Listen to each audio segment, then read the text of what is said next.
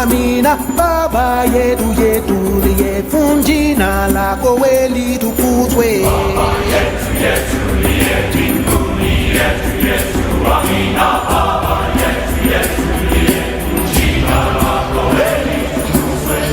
Tupe leo chakula chetu tunachohitaji, utusamehe makosa yetu kumanase tunaowasamehe wale yotukasea, usitutie katika majaribu, lakini utuokoe na yule. Que nous recevons donc l'homme de Dieu ici, c'est un patriarche, c'est un père. En tout cas, nous pouvons même dire que c'est un grand-père aussi, en tout cas. Donc, il est là avec nous. Alors, bonjour l'homme de Dieu. Bonjour. Et comment est-ce qu'on vous appelle? Bien, je m'appelle Ndeke Germain et je vis ici à Brazzaville au Congo.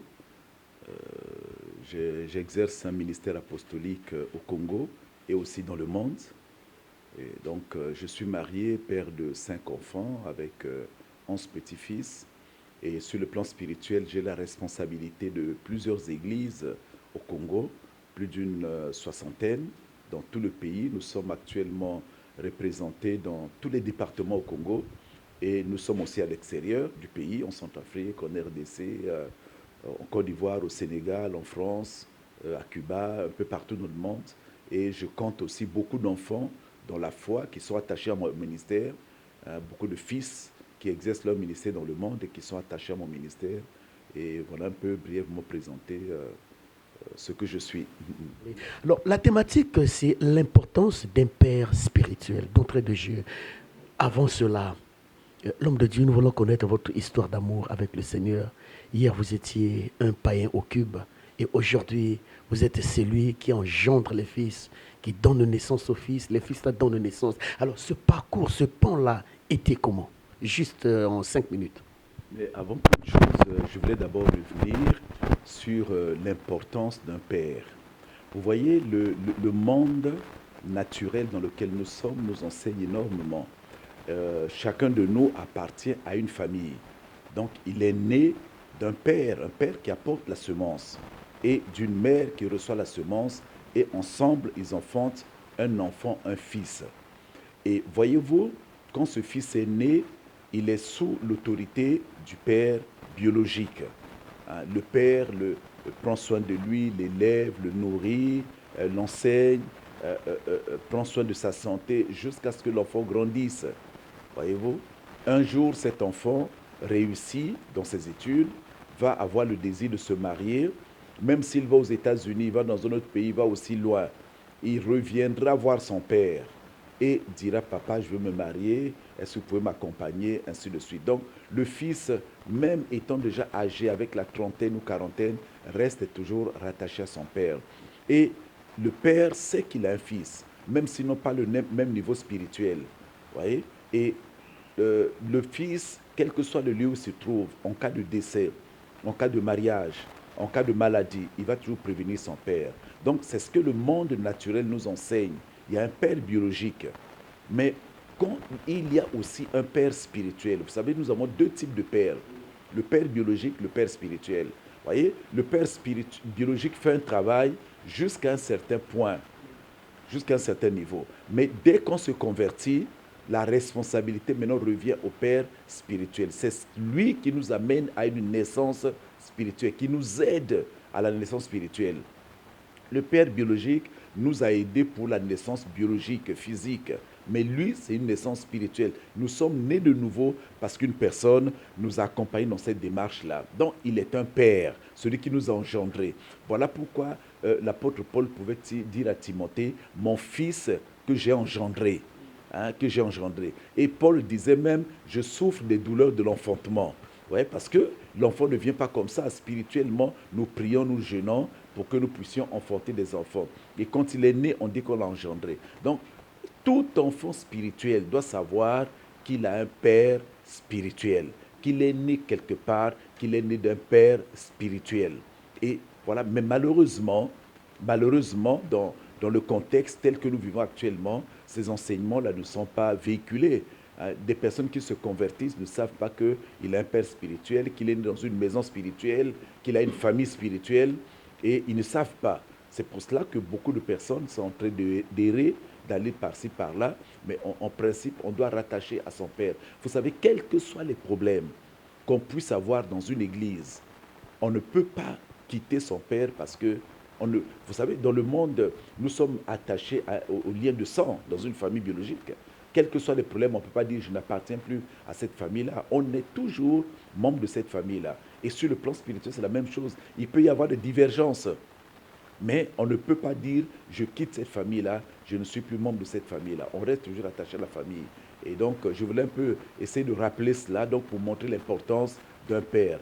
Un père spirituel, c'est celui qui engendre spirituellement. C'est celui qui prend soin de vous. C'est celui qui vous conduit, qui vous oriente, qui vous nourrit spirituellement, qui vous aide à grandir.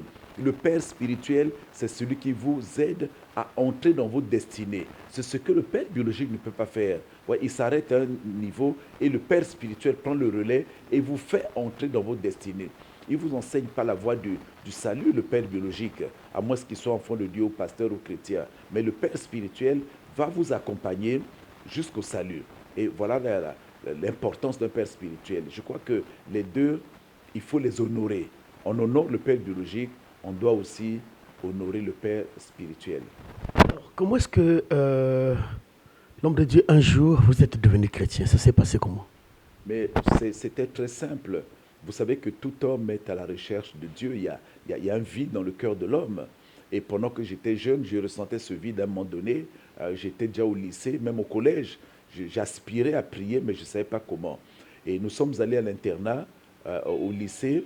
Des amis ont commencé, des jeunes qui étaient arrivés, nous parler du Seigneur. Mais j'ai vu leur calme, la paix qui était sur eux. Et quand je suis allé à l'université, un jour, j'ai eu des difficultés dans ma maison parce qu'on ne dormait pas. On était visité par les esprits impurs. Et je me suis souvenu que ces enfants, ces jeunes disaient que si tu as un problème, il faut aller vers le Seigneur. Et c'est comme ça que nous sommes convertis. Ils sont venus, ils ont prié à la maison. Nous avons retrouvé la paix. C'était simple. Je crois que c'était le temps de Dieu. Vous savez, chacun a son jour, chacun a son heure. Et chacun vient au Seigneur selon ce que Dieu a prévu pour lui. Dieu avait prévu que je vienne de cette manière-là. Et quand je l'ai découvert, je ne l'ai plus quitté jusqu'à ce jour-là. Alors, l'apôtre, j'ai une question qui brûle mes lèvres. Finalement, l'apôtre, comment reconnaître son père spirituel? Mais un père biologique, on le reconnaît, on porte le même nom que lui. On a les traits physiques, hein, on a les liens de sang. Hein, quand on regarde, et on fait les mêmes choses. Souvent, on a le même accent que lui, on a les mêmes traits. Mais spirituellement, c'est la même chose. Tous les enfants qui sont nés d'un père spirituel ressemblent à leur père. Hein, sur tous les plans. Même s'il commence à avoir une église, il doit travailler comme son père. Si on va, on doit retrouver les mêmes empreintes, les mêmes styles de travail, les mêmes choses. Donc, c'est facile à reconnaître. On dit tel père, tel fils. Hein, parce qu'on a le même ADN, hein, le même gène qui circule, qui est là. Donc, on ne peut pas faire les choses différemment. Hein, on a les mêmes traits, les mêmes caractères. Tout à l'heure, j'étais là avec un jeune qui se trouve dans un pays étranger, qui m'a dit, oui, ben moi, je veux commencer une église ici, mais en votre nom, qui portait votre nom. Je lui ai dit ce matin, j'ai répondu, j'ai dit non, mais on n'a pas la même conception, la même vision. Et puis, il est né de notre Père. Et donc, il ne pourra pas. Ça sera difficile qu'on puisse fonctionner ensemble. C'est difficile. Donc, on reconnaît son Père spirituel comme on reconnaît son Père biologique. Comme on reconnaît sa famille biologique, on reconnaît sa famille spirituelle. On ne peut pas la nier et on ne peut pas la quitter. On ne peut pas renoncer à sa famille spirituelle. Ce n'est pas possible. L'apôtre, une autre question me vient à l'esprit. Pour un fils spirituel qui veut aller de l'avant, est-ce que s'il brise le lien d'amour avec son père spirituel, malgré, soit disons qu'il a l'onction ou comment, est-ce que ce brisement-là peut l'emmener à escalader un niveau un peu plus élevé? Mais vous regardez bien dans Luc 15, l'histoire du fils prodigue. Hein? À un moment donné, il nous est dit que ce père-là avait 2 fils. Et le cadet va voir son père et dit, donne-moi la part de l'héritage qui me revient. Et le père aussi a donné sa part. Mais c'était honteux, sans problème, à cette époque, pour un fils, de dire à son père, donne-moi la part qui me revient. Du vivant du Père, on ne peut pas réclamer l'héritage. L'héritage revient à la mort. Et le Père aussi a dit, vas-y. Il est allé, on dit, dans un pays éloigné. Et il commençait à vivre dans la débauche. Vous voyez? Mais dans le ministère, c'est la même chose. Quand tu quittes le Père, tu quittes le manteau, tu quittes la couverture spirituelle, tu quittes son autorité, tu ne peux plus te retrouver. Il y aura une débauche spirituelle, tu vas aller dans tous les sens. Et maintenant, il se retrouve dans le besoin. Démuni, il revient vers son Père, il prend conscience. Il dit, j'irai vers mon Père, je reviendrai. Et donc, nous connaissons la suite, il est revenu vers son Père. Donc, en quittant son Père, on ne peut pas s'épanouir. C'est difficile parce qu'on quitte la couverture spirituelle. On n'est plus sous le parapluie du Père. Vous savez, le parapluie nous protège de la pluie, des mauvais, du soleil, et ainsi de suite, des intempéries. Donc, on est à la portée de tout.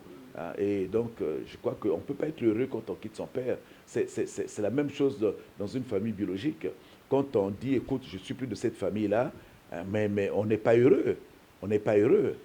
Et la meilleure chose, c'est de revenir vers son Père, de se repentir et de rechercher sa bénédiction. Toute personne doit quitter sa famille avec la bénédiction. Vous voyez, je reviens toujours sur la famille biologique. Quand une personne se marie, pourquoi on réunit les deux familles?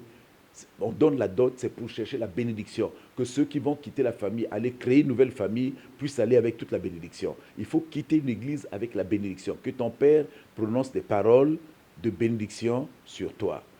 Des bonnes paroles, disent des bonnes choses sur toi, et ainsi tu vas prospérer. Sinon, ce sera difficile.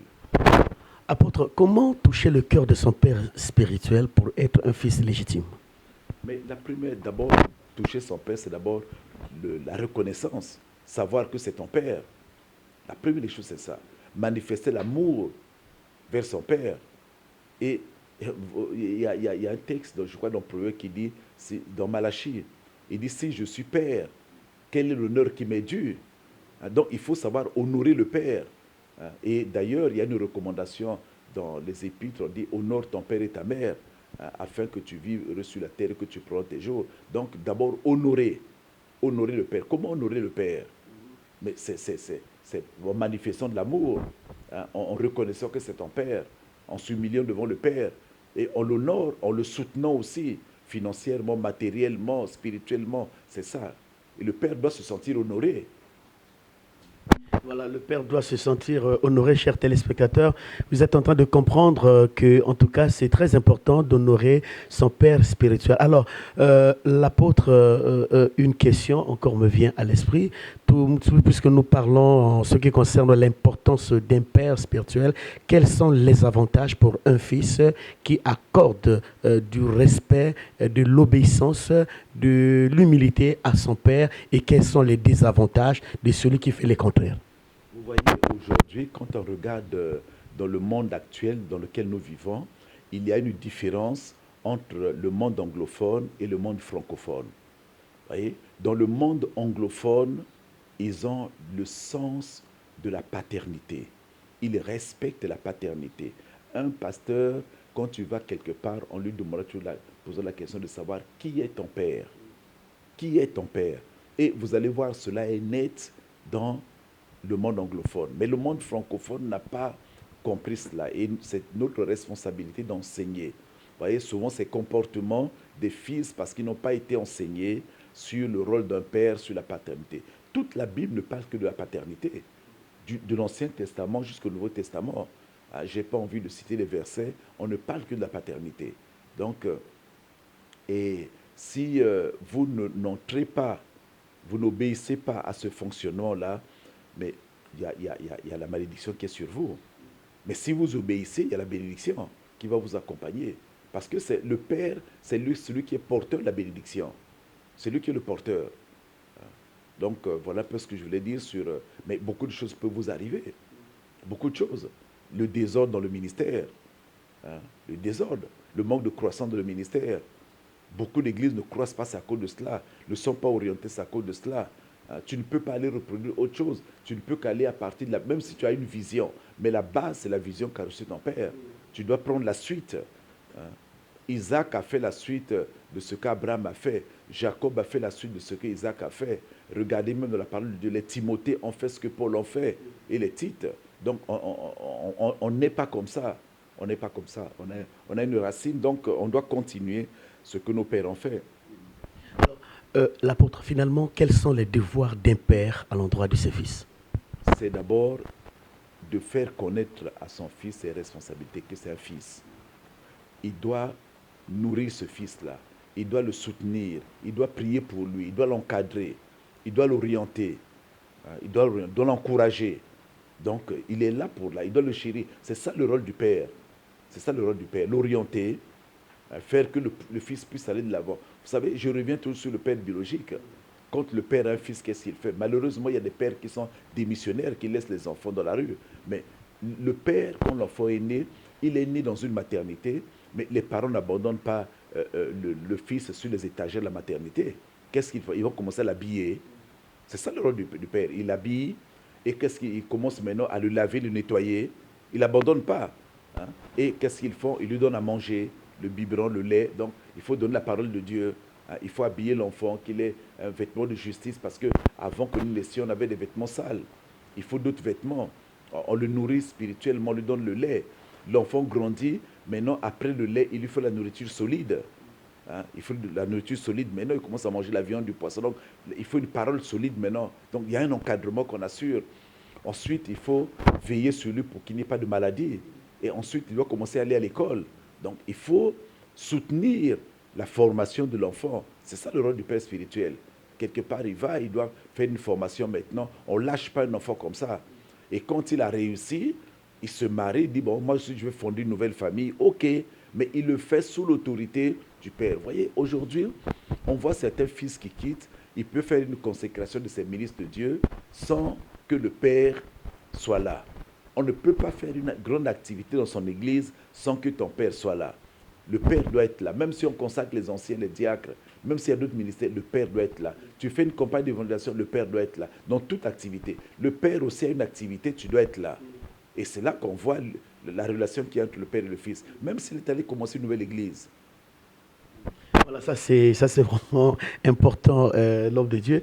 Et alors, l'homme de Dieu, d'une manière un peu ramassée, est-ce que vous avez un mot à dire à l'endroit des enfants qui ont perdu cette relation avec leur spirituel et aujourd'hui sont devenus des enfants spirituels en situation de la rue?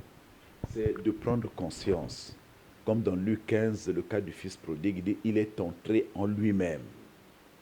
Donc, de se repentir, de revenir vers Dieu, vers son Père. Il dit, Père, moi j'avais mal fait, je reconnais ton autorité, je reviens à tes pieds. Quand il était venu, regardez l'attitude du Père, qu'est-ce qu'il a fait? Il n'a pas repoussé, il a accueilli. Il dit, donnez-lui un nouvel habit, mettez-lui un anneau au doigt, donnez-lui une nouvelle paire de chaussures. Hein? Donc, il dit, mon fils que voici était perdu, mais il est revenu à la vie. Vous voyez? Parce qu'on est mort. C'est la mort quand on s'échappe comme ça, quand on va travailler seul de cette manière-là.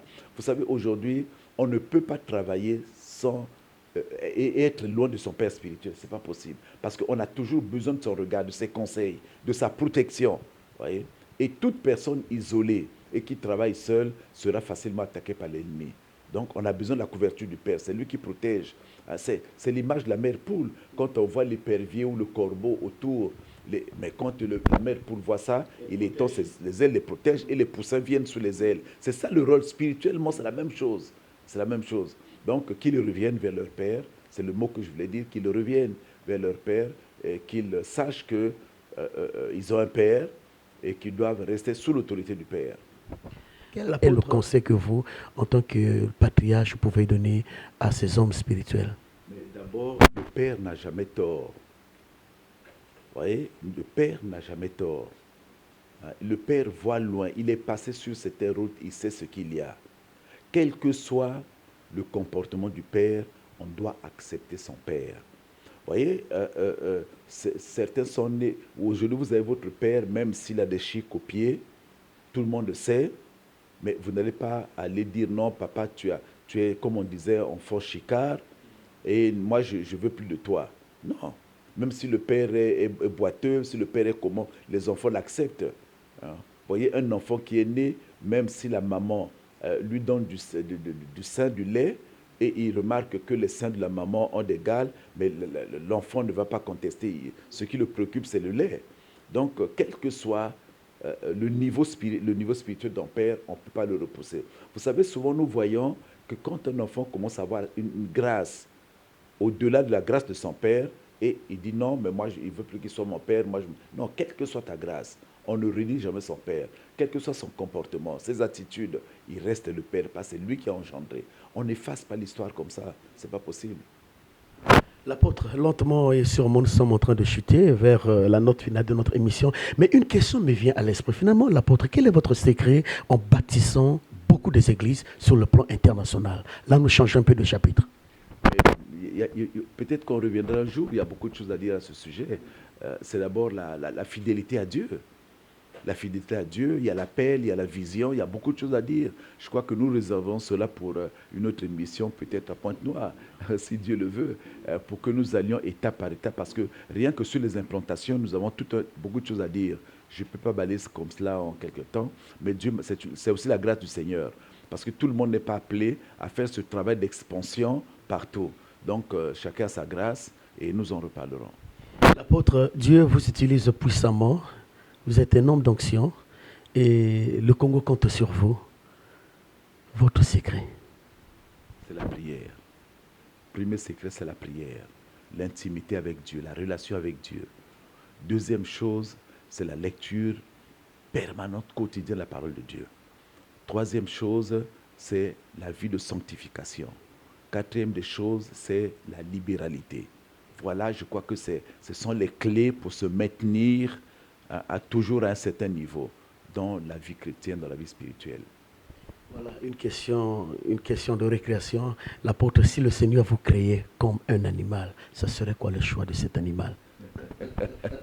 C'est vrai, je n'ai jamais réfléchi à cette question, hein, mais moi, je crois que je prendrais l'aigle. Hein. Je serais l'aigle. Et pourquoi l'aigle? Oui, mais parce que lui, il est au-dessus de tout, il est sur les hauteurs. Hein. Tu connais l'histoire de l'aigle, il est sur les hauteurs. Hein. Et quelqu'un qui est sur les hauteurs, il ne s'occupe pas des choses qui sont en bas sur la terre. Donc, je serais peut-être l'aigle. Et si le Seigneur vous crée comme un instrument de musique, l'apôtre voudrait être quel type d'instrument? Je crois que je serais la trompette. La trompette. Hein. Celui qui alerte tout le monde.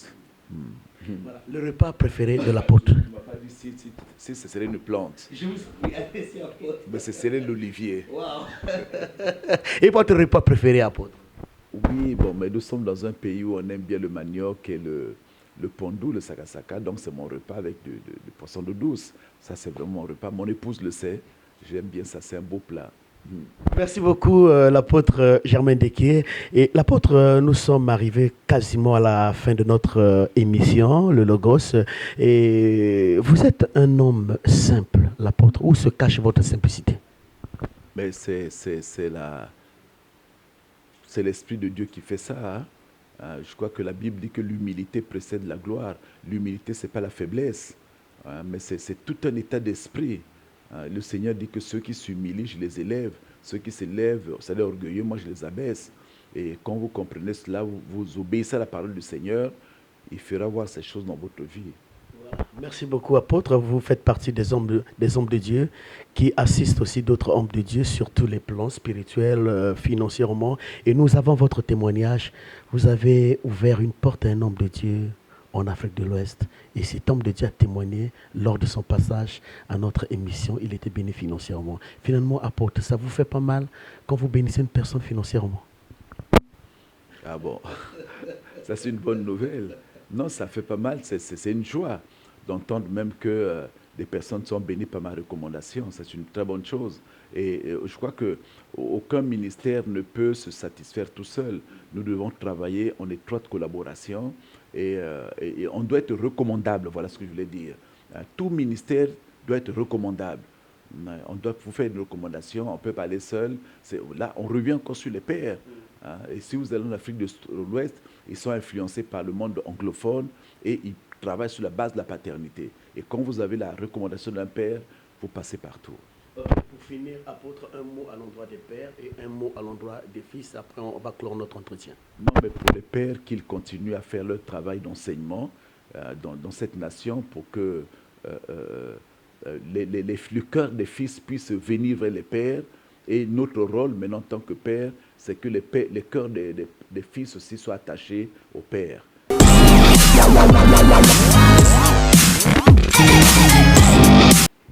Voilà, chers téléspectateurs de Télé Congo, merci de votre fidélité. Nous avions reçu sur ce plateau l'apôtre Germain Deke, en tout cas, qui nous a ouvert ses portes ici à Brazzaville.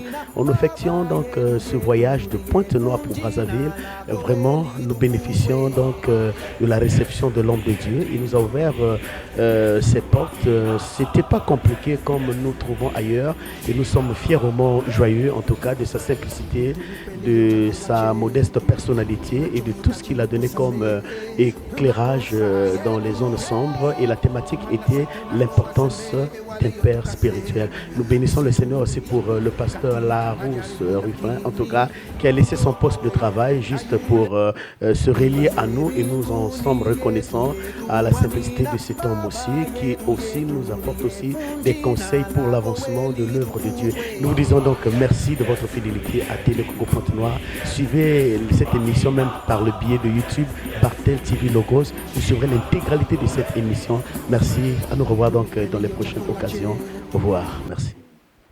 Mbinguni yetu yetu, amina. Baba yetu yetu liyefunji na lako weli tukuzwe. Baba yetu yetu liye mbinguni yetu yetu, amina. Baba yetu yetu liyefunji na lako weli tukuzwe. Utupe leo chakula chetu, tunachohitaji utusamehe makosa yetu, kumana setuna hoa seme wale yotukasea, usitui katika majaribu, lakini utokoe na yule